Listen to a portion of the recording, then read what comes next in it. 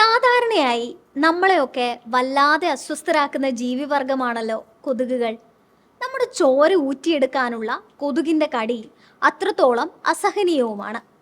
എന്നാൽ എന്തിനായിരിക്കും കൊതുക് ഈ ചോര കുടിക്കുന്നത്? ചിലരെങ്കിലും കരുതി കാണുക കൊതുകിന്റെ ഭക്ഷണം രക്തമാണ് എന്നതാണ്. എന്നാൽ വിശപ്പ് മാറ്റാനല്ല കൊതുക് രക്തം കുടിക്കുന്നത് എന്നതാണ് യാഥാർത്ഥ്യം. പെൺകൊതുകുകളാണല്ലോ സാധാരണ മനുഷ്യരക്തം കുടിക്കുന്നത്. അവയുടെ മുട്ടയുടെ വികാസത്തിനും ഗുണത്തിനും വേണ്ടിയാണ് ഈ രക്തം ഉപയോഗിക്കുന്നത്. നമ്മുടെ രക്തത്തിൽ നിന്നുമാണ് പെൺകൊതുകുകൾക്ക് അവയുടെ മുട്ടകളുടെ ആരോഗ്യത്തിന് ആവശ്യമായ പ്രോട്ടീൻ, അയൺ എന്നിവ ലഭിക്കുന്നത്.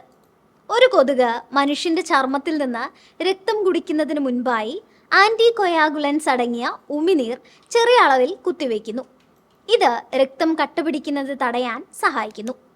ഉമിനീരിലടങ്ങിയ ഈ ആന്റി കൊയാഗുലൻസ് ആണ് മനുഷ്യരിൽ ചൊറിച്ചിലും മറ്റ് അസ്വസ്ഥതകളും ഉണ്ടാക്കുന്നത്.